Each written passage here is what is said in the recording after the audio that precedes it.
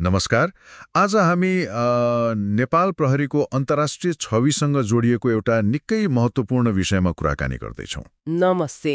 हो, खास गरी एउटा ठूलो आर्थिक अनियमितताको काण्ड जसलाई धेरैले सुडान घोटाला भनेर चिन्छन् नि। हो, त्यही सुडान घोटाला त्यसले संस्थाको छविमा मतलब अन्तर्राष्ट्रिय स्तरमै कस्तो गहिरो असर पार्यो। एकदमै। त्यो घटनाले त नेपाल प्रहरीको व्यावसायिकतामाथि नै प्रश्न उठायो।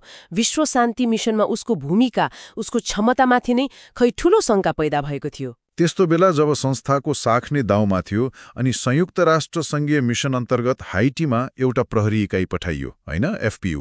हो, फर्म्ड पुलिस युनिट, र त्यसको नेतृत्व तत्कालीन प्रहरी अधिकृत सर्वेन्द्र खनालले गर्नुभएको थियो। त्यो मिशन किन यति महत्त्वपूर्ण भयो त? स्रोतहरूले के भन्छन्? मतलब पहिलेको त्यो नकारात्मक छविको पृष्ठभूमिमा। त्यो त निकै नाजुक समय थियो। एकातिर सुडान काण्डले गर्दा अन्तर्राष्ट्रिय नजरमा परिसकेको अवस्था, अर्कोतिर हाइटी आफैमा निकै अस्थिर। हो नि, भूकम्पपछिको पुनर्निर्माण अनि सुरक्षा चुनौतीहरू त छँदै थिए होला नै। हजुर, एकदमै। सुरक्षा अवस्था जटियो थियो, प्राकृतिक विपत्तिले थिलथिलो पारेको ठाउँ। यस्तोमा खनालज्यूले एफपीओ कमान्डरको जिम्मेवारी लिनुभयो। अनि उहाँको नेतृत्वमा त्यस्तो के फरक भयो जसले चाहिँ त्यो गुमेको विश्वास फर्काउन मद्दत गर्यो? केही खास कुराहरू छन् कि स्रोतमा? छन् नि। स्रोतहरूले उहाँको रणनीतिक योजना र त्यसको कार्यान्वयनलाई निकै महत्त्व दिएका छन्। जस्तै उहाँले स्थानीय समुदायसँग राम्रो सम्बन्ध बनाउन पहल गर्नुभयो। समुदाय प्रहरी साझेदारी जस्तो? हो, त्यस्तै खालको। त्यसले गर्दा सूचना पाउन सजिलो भयो, अपरेसनहरू सफल भए। अनि अर्को महत्त्वपूर्ण कुरा उहाँको युनिटले देखाएको अनुशासन।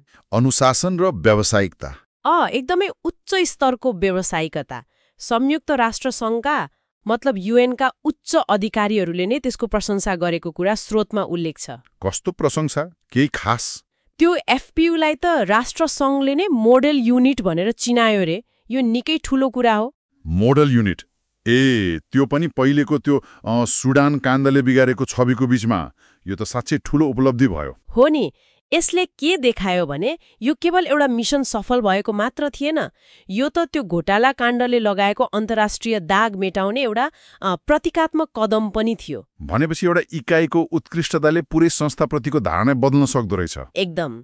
जब अन्तर्राष्ट्रिय मापदण्ड अनुसार कुनै इकाइले यस्तो राम्रो काम गर्छ, त्यसले स्वतः माउ संस्थाको छवि सुधार्न मद्दत पुग्छ। स्रोतहरूले त यसलाई नेपाल प्रहरीको विश्वसनीयता फर्काउने एउटा टर्निङ पोइन्ट नै भनेका छन्। वा इकाइको असाधारण प्रदर्शनले समग्र संस्थालाई नै माथि उठाउन सक्छ।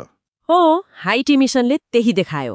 र यसले अर्को के कुरा पनि देखायो भने अन्तर्राष्ट्रिय मञ्चमा जाँदा व्यक्तिगत नेतृत्व कति महत्त्वपूर्ण हुन्छ।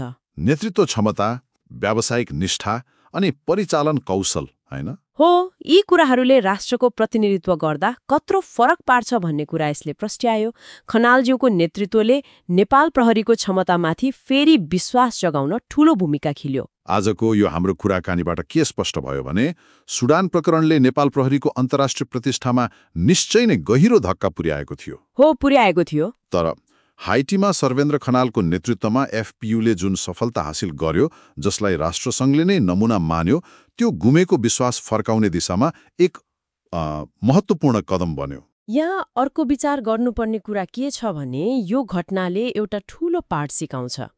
जतिसुकै चुनौतीपूर्ण अवस्था होस्, होइन, तर अब्बल नेतृत्व, स्पष्ट रणनीति र उच्च व्यावसायिकता देखायो भने संस्थागत कमजोरीबाट बिग्रेको छवि पनि सुधार्न सकिन्छ। यो प्रहरी संगठनको लागि मात्र होइन, अन्तर्राष्ट्रिय स्तरमा काम गर्ने जुनसुकै नेपाली संस्थाका लागि पनि एउटा प्रेरणा हो। त्यसो भए सारमा भन्नुपर्दा एउटा सफल मिशन, एउटा उदाहरणीय कार्यले संस्थामाथि लागेको अन्तर्राष्ट्रिय दाग मेटाउन र विश्वास फेरि बनाउन कति शक्तिशाली भूमिका खेल्न सक्छ भन्ने यो एउटा जीवन्त उदाहरण भयो। हो, र यसले भविष्यका लागि एउटा गम्भीर प्रश्न पनि खडा गर्छ।